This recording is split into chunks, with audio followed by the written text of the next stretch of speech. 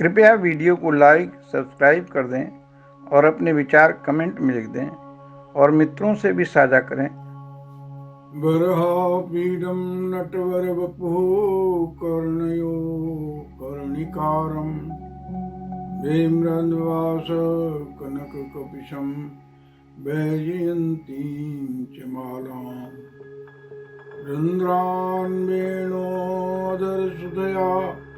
पूरयन् गोपवृन्दैः वृन्दारण्यं सपदरमणं गीत कीर्ति।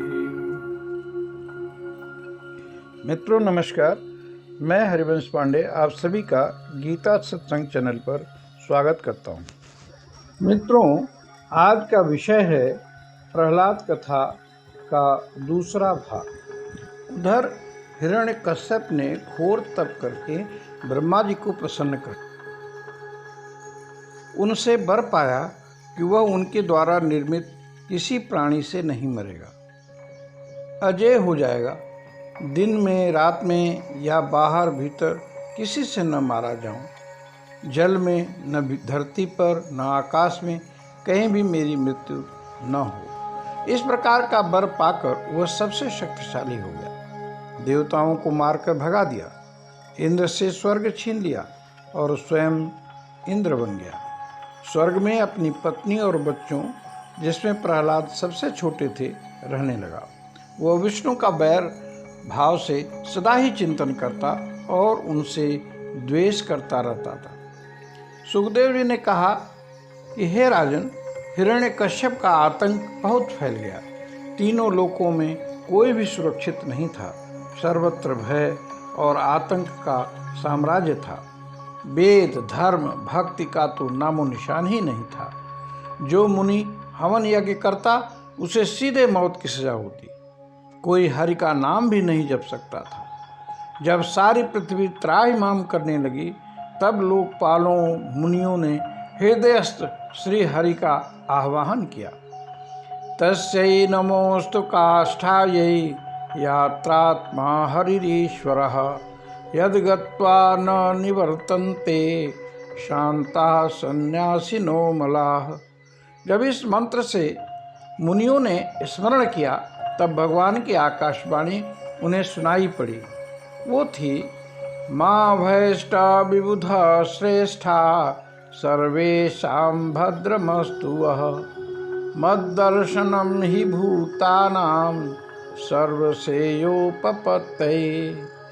हे भद्रों, डरो मत, आप सभी का कल्याण हो। मेरे दर्शन से प्राणी को परम कल्याण की प्राप्ति हो जाती है। आगे वाणी ने कहा, इस दुष्टात्मा का हाल तो मुझे पहले ही ज्ञात था। बस कुछ समय और इंतजार करो, मैं आऊँगा और इसे मिटा दूँगा। निश्चित रहो, शास्त्र वेद कहते हैं कि यदा देवेषु वेदेषु गोषु विप्रेषु साधुषु धर्मे मयि च विद्वेषः स वा आशो विनश्यति। भगवान की वाणी ने आगे कहा, जो व्यक्ति देव, वेद, गाय, ब्राह्मण, साधुओं से द्वेष करने लगता है तो उसका विनाश मैं जल्दी ही कर देता हूँ। हिरण्यकश्यप के 4 पुत्र थे। प्रहलाद यूं तो सबसे कनिष्ठ थे, पर उनका स्वभाव दैत्य कुल के विपरीत हुआ था। वे ब्राह्मण भक्त, सौम्य स्वभाव, सत्य प्रतिज्ञ एवं जितेंद्रिय थे। सबके हितैषी और समत्व में स्थित थे। वे सर्वत्र और सब में श्री हरि का दर्शन करते थे। सबको श्री हरि में ही देखते थे। क्रोध, लोभ, मोह से सदा दूर थे। नारद जी की कृपा से, ज्ञान युक्त भक्ति से प्रहलाद जी ओतप्रोत थे। वे घोर कष्टों में भी समरह थे, बिल्कुल भी नहीं घबराते, क्योंकि वे सर्वत्र मम दर्शनम में स्थित थे। असुर कुल में जन्म तो था, पर असुरत्व बिल्कुल नहीं था। जैसे श्री हरि के गुण अनंत हैं, ऐसे ही प्रहलाद जी के श्रेष्ठ गुणों की कोई सीमा नहीं थी। देवता, असुर सभी उनका सम्मान करते। उनका मन श्री गोविंद के श्री चरणों में लगा रहता। वे मनमना थे। सभी धर्मों को त्याग सिर्फ गोविंद शरण में वे रहते, इसीलिए उनका अनिष्ट कभी नहीं हुआ। श्री हरि ने उनके सारे पापों को काट डाला था। वे स्थित प्रज्ञ हो गए थे। वे आदर सबका ही करते, पर नमन तो सिर्फ श्री हरि को ही करते। माम नमस्कुरु। धर्म में स्थित प्रहलाद भगवान के अनन्य प्रिय भक्त थे। वे खेल कूद छोड़ ध्यान में रहते। कोई वार्ता करता तो उसे श्री हरि का ही गुणगान कहते। कभी कभी वे ध्यान में ही रोने लगते, कभी हंसते तो कभी नृत्य करते।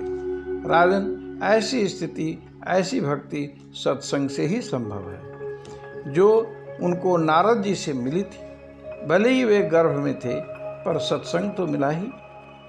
स उत्तम श्लोक पदारविंदयो निर्सेवया किंचन संगलब्धया तन्वन पराम निर्वृतिमात्मनो मुहुः दोसंग दीनान्य मनः शमं व्यसात्। ऐसे भक्तों के पास जो दीन होकर चले जाते हैं, उनका भी वे सज्जन भला कर देते हैं। उनके मन में किसी भी सांसारिक वस्तु का लोभ नहीं होता। आज हम अपनी वाणी को यहीं विश्राम देते हैं। प्रहलाद कथा का अगला अंक लेकर हम जल्दी ही आपके सामने प्रस्तुत होंगे। ओम नमो भगवते वासुदेवाय। ओम नमो भगवते वासुदेवाय। ओम नमो भगवते वासुदेवाय।